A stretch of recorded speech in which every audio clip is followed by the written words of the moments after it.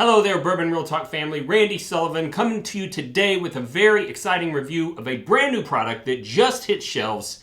It is none other than the Jack Daniel's Bottled in Bond Rye. So if you've been paying attention, Jack Daniel's has been wowing people for a little bit with their single barrel rye program at 94 proof. And a couple years ago, they released a cask strength version, and then earlier this year in 2023, they made a cask strength rye a permanent brand line extension. We reviewed it. It was excellent. Loved it. And now they are expanding their Bottled in Bond series, which included the triple mash and I believe the single malt with this bonded rye product. And I'm pretty excited because I've always felt like the 94 proof single barrel was a little light for me, but some of the hotter versions of the barrel proof ryes may not be quite right.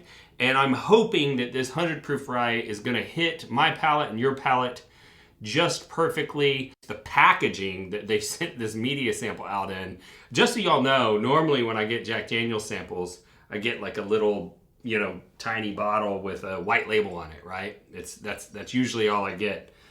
This time, they went all out and sent it in this beautiful actual oak wooden box. Everything was, designed to fit in there just right. The bottle itself was wrapped in a vintage-looking newspaper with an older-looking string. Just beautiful presentation. Came with a Glen. So very impressed with this all the way around. What is it? So in 1897, the United States passed the first consumer protection law, and it was called the Bottled in Bond Act of 1897. And it basically put into place some production standards to make sure that if you were buying a product that said that it was bottled in bond, you knew that you're getting a quality product. And some of those restrictions included that it had to be made at one distillery, so you couldn't blend product from multiple distilleries. Had to be made in one distilling season, and the year is broken up into the first 6 months is one season, and the second 6 months is the second season of the year. So it's got to be made within a 6-month period. And it had to be aged for at least 4 years in a new charred oak container. A lot of people think that applies to bourbon or straight bourbon, but it's actually only Bottled in Bond that has a 4-year requirement. Straight bourbon has 2, and bourbon has no age requirement. And it had to be bottled at exactly 100 proof.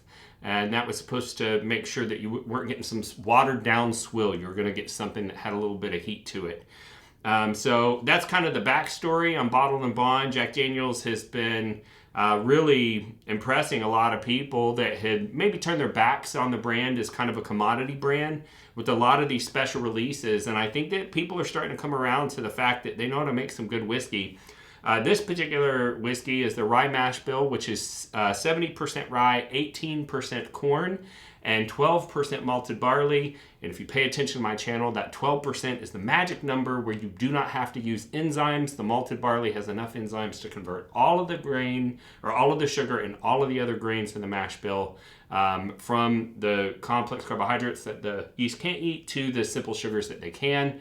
So that's pretty cool. It's also being released in a 700 ml, which, in the United States until recently that wasn't possible. That was a popular size overseas, but in the US we did 750 mLs. But they changed the regulations recently, and we're starting to see more and more companies release in a 700 ml. It's just more profitable, and it makes it so that they don't have to buy 2 different bottle sizes for their for their domestic versus export production. So that makes sense. So let's dive right in. I figured it'd be nice to compare it to these 3. So I am going to start off with this single barrel rye. Lovely Jack Daniel's esque profile. It's very spicy, but a little bit of that peanut flavor coming through, which I believe comes from their yeast strain. And the Bottled in Bond, in my opinion, is crushing it compared to the single barrel. By the way, I have these in order of proof from left to right. So now we'll go with the highest proof, and this is a barrel proof that is 127.5. So we went from 94 to 100 to 127.5. I'm a bit of a proof hound, and so I like this barrel proof quite a bit more. But this has definitely a place in the market because this is a little too light, I think, for whiskey enthusiasts. This might be a little too bold for a lot of people. This 100 proof is going to hit a lot of people's palates just right. And that's good news because this is going to have an MSRP of $31.99. So not a super expensive bottle. And I believe it's going to be much more widely available than, you know, some of the special releases that we hear about that everyone's like, oh, I'm never going to get a chance to find one of those. So I think that this is going to be a bottle that's going to be readily available on your shelves. The price is reasonable for what it is. Keep in mind, rye whiskey does cost more to make than a bourbon mash bill. Just because rye costs more money as a grain and it takes more production labor to make it because it's a little bit more cantankerous in the process. You have to have special enzymes to keep it from gumming up and overflowing when you're doing your fermentation and things like that. But super complex nose, tons of vanilla coming out, but some real nice baking spice, some cinnamon, and a hint of oakiness that might be characterized as chocolatey, and just an undertone of that signature Jack Daniel's peanut flavor that I get, and potentially a tiny amount of the banana runts that I get on Jack Daniel's. So I think all in all, if you are a rye drinker at all, you need to be looking to pick up a bottle of this.